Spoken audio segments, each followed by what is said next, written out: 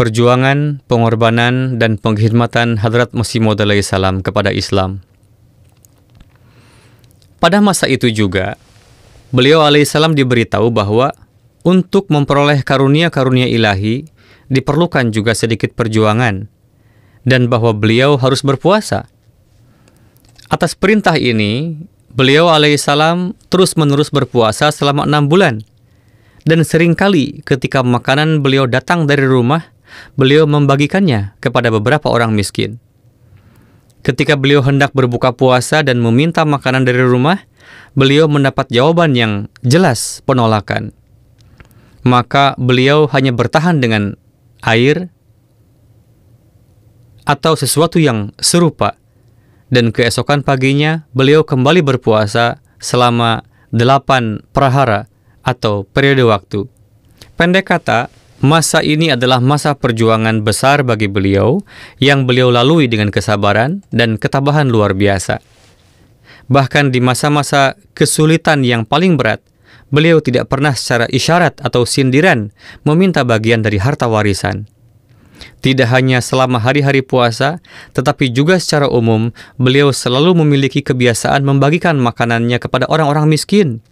Dan terkadang hanya setengah roti yang tersisa untuk beliau, yang tidak lebih dari 1/8 pound. Dan beliau cukup bertahan dengan itu.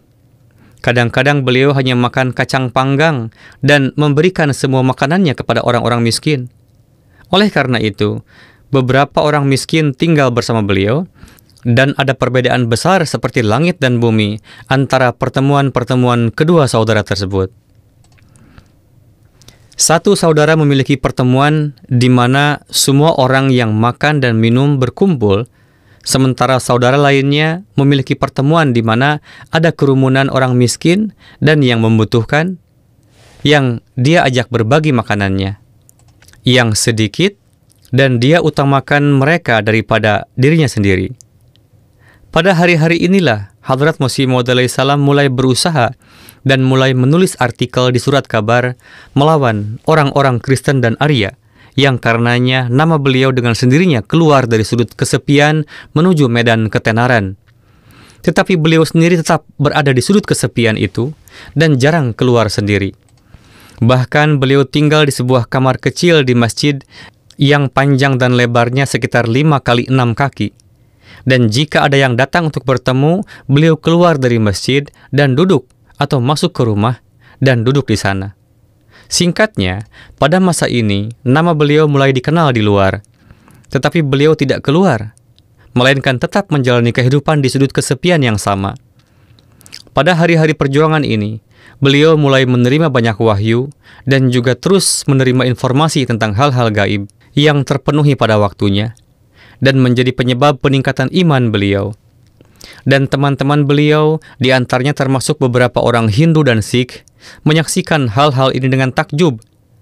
Awalnya beliau hanya mulai menulis artikel di surat kabar, tetapi ketika beliau melihat bahwa musuh-musuh Islam semakin meningkatkan serangan mereka, dan umat muslim mundur karena tidak mampu menahan serangan tersebut, maka semangat Islam dalam hati beliau bergejolak.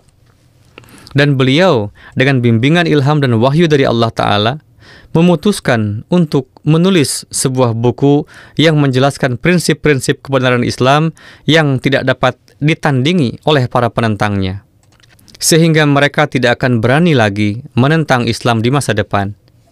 Dan jika mereka menentang, maka setiap muslim akan mampu menolak serangan mereka. Maka dengan tekad ini, beliau mulai menulis buku agung yang terkenal dengan nama Barahin Ahmadiyah, yang tidak ada bandingannya di antara karya-karya manusia. Ketika satu bagian dari karangan telah selesai, beliau melakukan upaya di berbagai tempat untuk menerbitkannya, dan dengan bantuan beberapa orang yang sudah terkesan dengan kemampuan beliau melalui tulisan-tulisan beliau sebelumnya, bagian pertama yang hanya berupa pengumuman diterbitkan. Begitu bagian ini terbit, terjadilah kehebohan di negeri itu. Dan meskipun bagian pertama hanya berupa pengumuman tentang buku tersebut, namun di dalamnya juga dijelaskan prinsip-prinsip untuk membuktikan kebenaran yang begitu meyakinkan, sehingga setiap orang yang melihatnya menjadi yakin akan keagungan buku tersebut. Dalam pengumuman ini, Beliau juga menetapkan syarat bahwa jika keunggulan-keunggulan Islam yang beliau akan sajikan dapat ditunjukkan oleh pengikut agama lain dalam agama mereka, atau jika mereka dapat membuktikan bahkan setengah atau seperempat dari keunggulan tersebut dalam agama mereka, maka beliau akan memberikan seluruh harta miliknya yang bernilai sekitar 10.000 rupiah sebagai hadiah. Ini adalah satu-satunya kesempatan di mana beliau memanfaatkan harta miliknya pada saat itu dan menetapkannya sebagai hadiah untuk membuktikan keunggulan Islam, agar para pengikut berbagai agama dapat turun ke arena pertandingan dan dengan demikian kemenangan Islam dapat dibuktikan.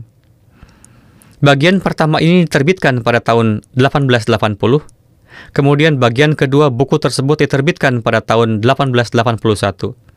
Bagian ketiga pada tahun 1882 dan bagian keempat pada tahun 1884. Meskipun rencana awal beliau untuk menulis buku tersebut tidak terlaksana sepenuhnya karena di tengah-tengah penulisan buku itu beliau diberitahu melalui wahyu bahwa beliau ditakdirkan untuk melayani penyebaran Islam dengan cara lain, namun apa yang telah ditulis dalam buku ini sudah cukup untuk membuka mata dunia. Setelah penerbitan buku ini, baik teman maupun penentang beliau terpaksa mengakui kemampuan beliau, dan para penentang Islam begitu terkesan hingga tidak ada seorang pun dari mereka yang mampu menjawab buku tersebut. Umat muslim merasa sangat gembira sehingga mereka mulai mengakui beliau sebagai mujaddid, bahkan tanpa beliau mengklaim demikian. Dan para ulama terkemuka pada masa itu mengakui keunggulan beliau. Maka Maulwi Muhammad Hussein Batalwi yang saat itu adalah pemimpin seluruh kelompok Ahlul Hadis Wahabi dan menikmati kehormatan khusus di kalangan kelompok Wahabi, dan karena alasan ini dia juga dihormati oleh pemerintah, menulis sebuah artikel panjang memuji buku Barahin Ahmadiyah dan dengan sangat kuat mendukungnya, serta menulis bahwa selama 13 abad tidak ada buku seperti ini yang ditulis untuk mendukung Islam.